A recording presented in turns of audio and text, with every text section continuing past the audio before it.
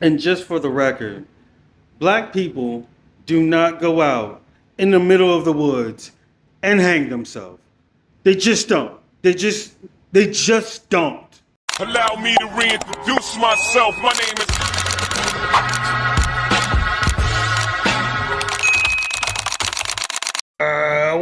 What up, world? It's your boy Elroy here, back again with some more content. That's right. And today, I want to do something different. Today. I want to start a new series called "Why You Built Like That?" Right?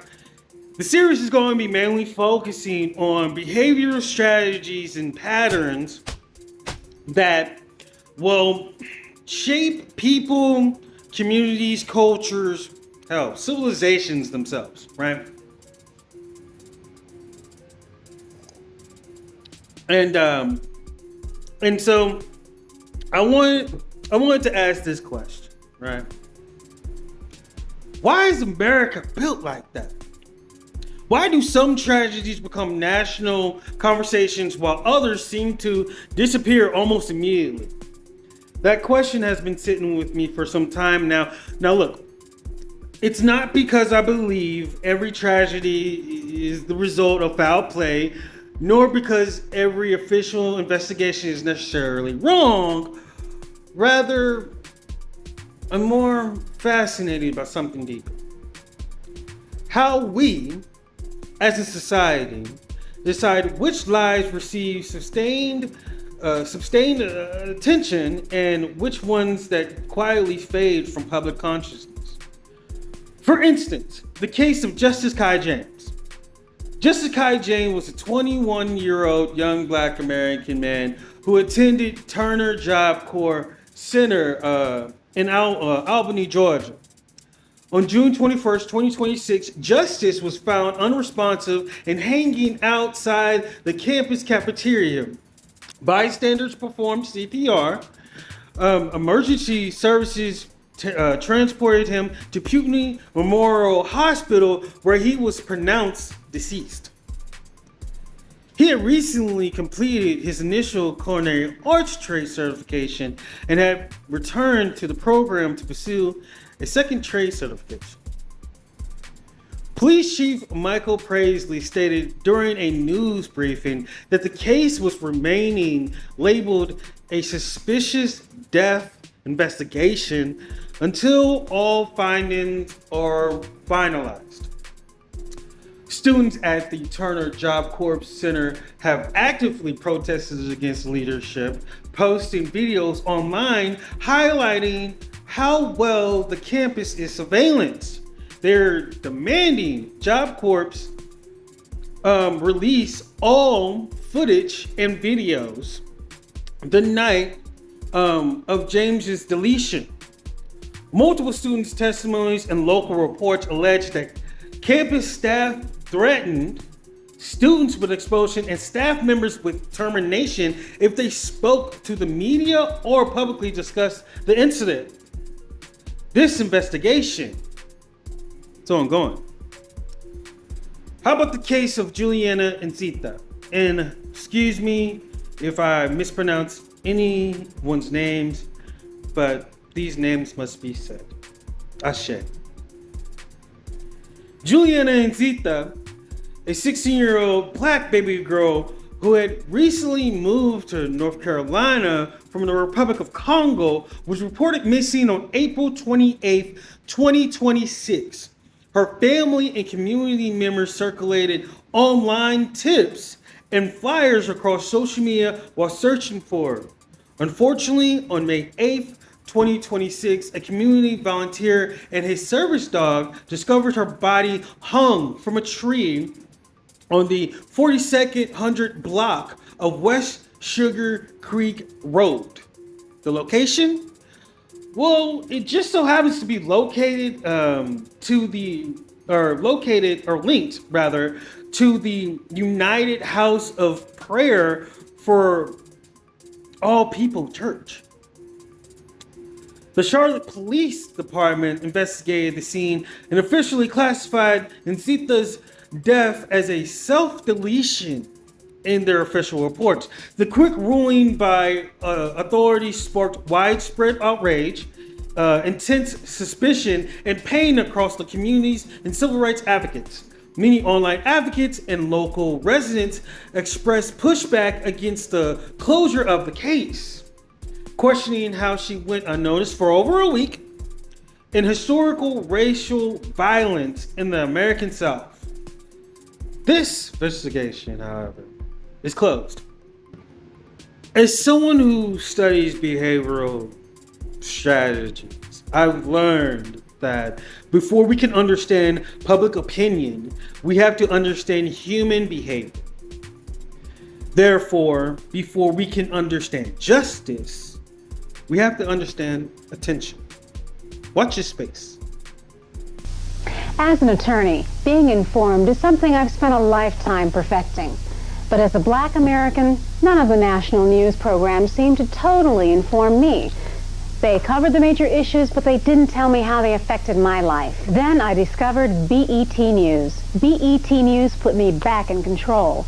Now national issues have new meaning, and news about Black America is available to me like never before. With BET News, I'm totally informed. From Hollywood to Broadway, Sheila Banks brings you the glamorous life Tuesdays and Fridays at 8 p.m. Eastern on This Week in Black Entertainment. Which brings me to Nolan Wells' case. Nolan Wells, an 18-year-old young Black American man, traveled with a group of his friends to Horn Island, an inhabited barrier island accessible only by boat. While his friends returned to the mainlands that evening, Wells did not. His mother, reported him missing around midnight after being alerted by one of her friends. Following a 40-hour-long multi-agency search, a National Park Service ranger discovered his body on the island's northwestern tip on July 6. The Jackson County Sheriff's Department initially declared they did not suspect foul play, pointing towards initial drowning. This swift preliminary stance triggered massive online skepticism, civil rights protests in Ocean Springs, and a statement from the the Black Caucus, basically. The Black Caucus demanding federal oversight. Observers pointed to the fact that Wells was one of the only few black individuals present at a massive island gathering of nearly 200 people. Social media has recently put a scope on the fact that Wells' friends and or bystanders had gotten into some form of altercation with his friends while on the island.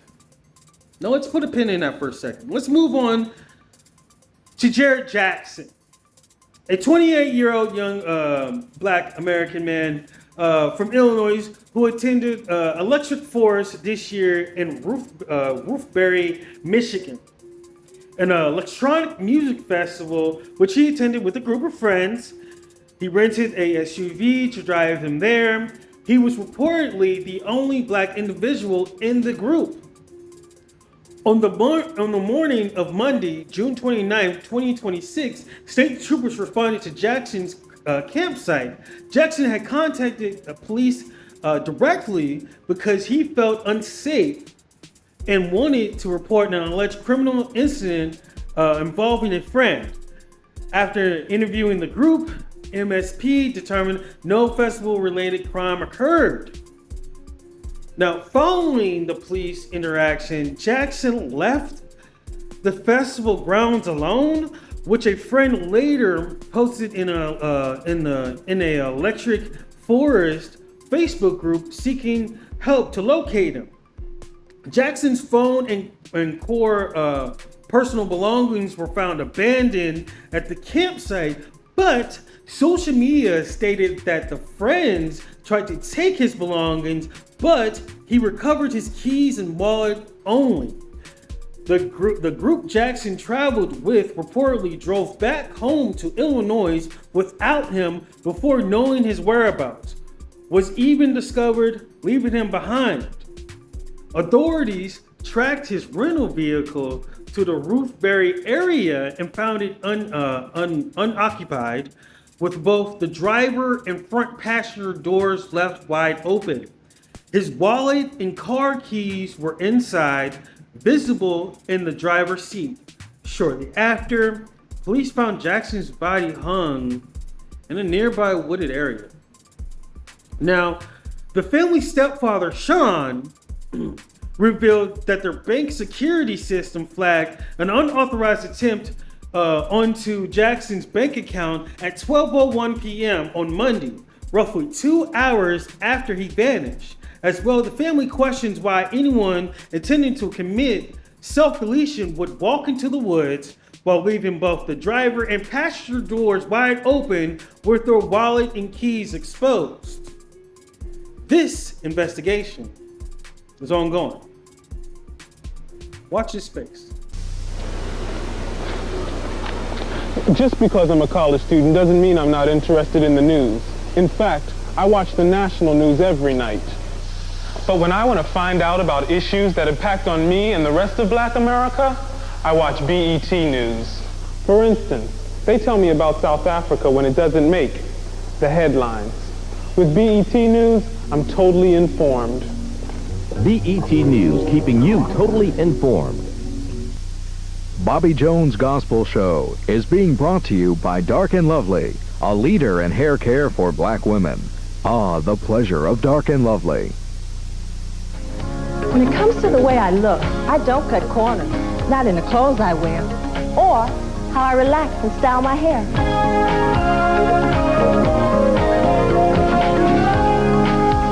That's why Excel No Lie Relaxer from Dark and Lovely is the only way for me to go.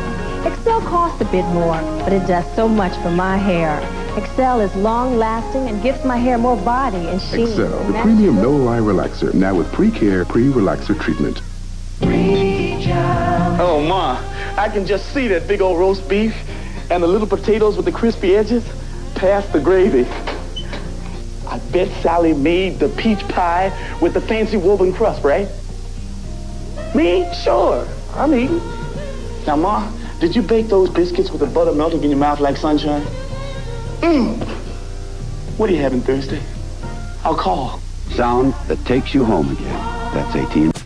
My purpose isn't to determine what happened in any of these investigations.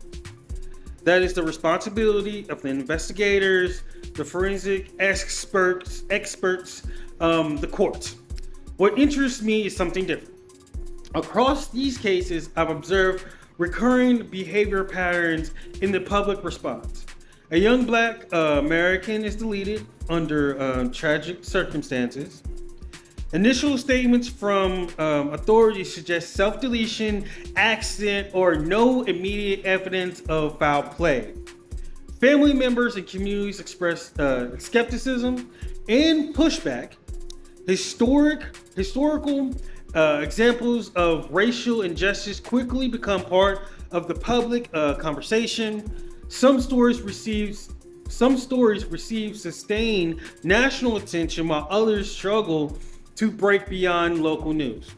Whether these perceptions ultimately prove accurate in any individual case, it is separate from the fact that the pattern of public reaction itself is remarkably consistent.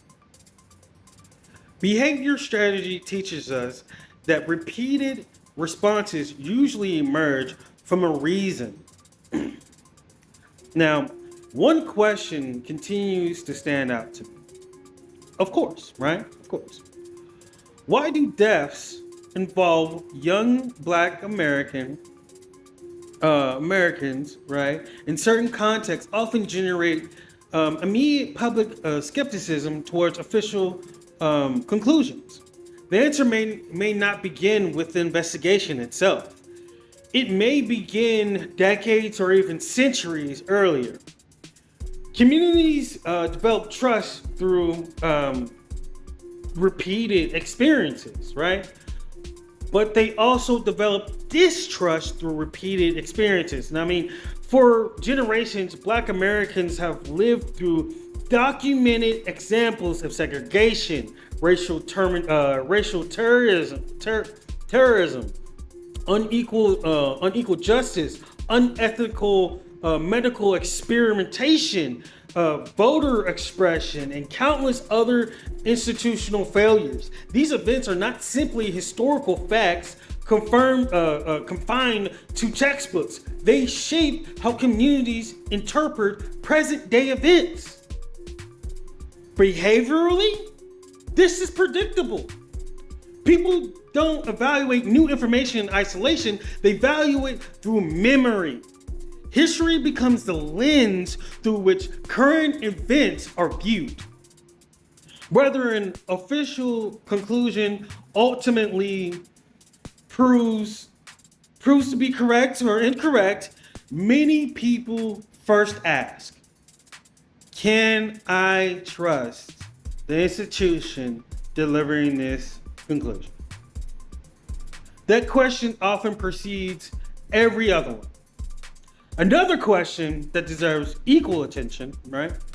Why do some families have to fight ruthlessly, tooth and nail, for this country to learn their loved ones' names? Why does one tragedy dominate national headlines while another barely reaches news, the local news? The answer is rarely simple. Attention is influenced by many forces. Media incentives, social media reach, location, demographics, political climates, public emotion, community organization, available resources, timing, hell, even narrative momentum.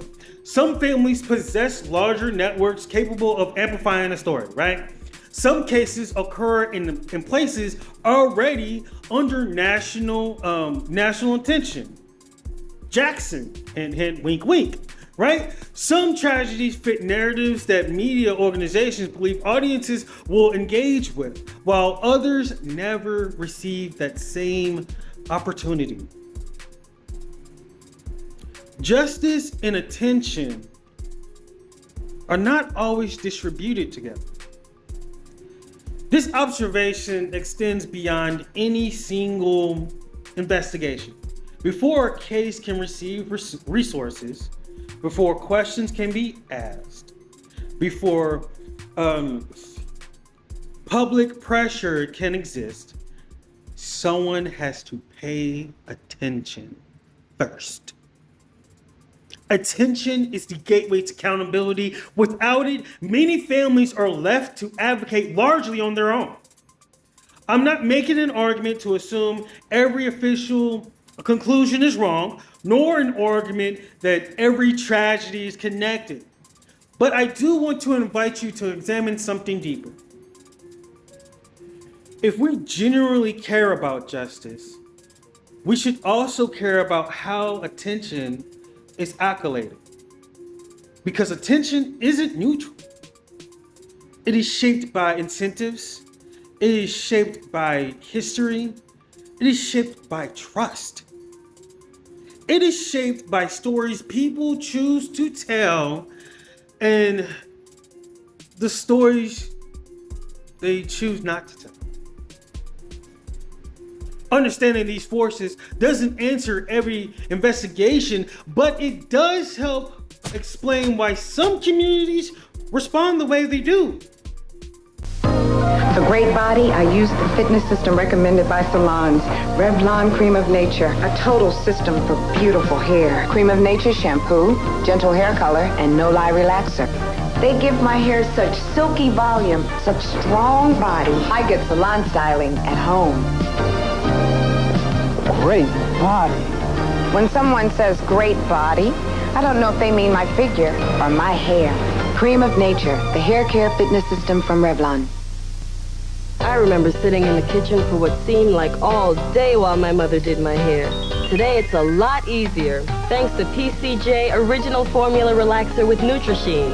I feel good about using PCJ. It's mild enough for my daughter's hair and for my color-treated hair.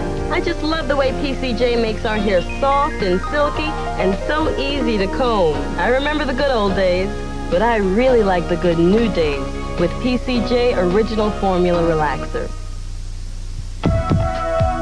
to the heartbeat of America. Listen to the heartbeat of America. Oh yeah. The Chevy Beretta Sport Coupe, designed to help you look better, engineered to help you drive better, and priced to let you live better. To the heartbeat of America. Chevrolet. Before we can get to understanding justice, we must first understand attention. See, attention isn't distributed evenly. It's shaped by political climate, social networks, public trust, history, resources, and the stories people choose to share. If we want to understand why some names become national headlines while others remain largely unknown, we have to understand these forces first. This was brought to my attention and now I'm bringing it to yours. And well, that's just how we're built.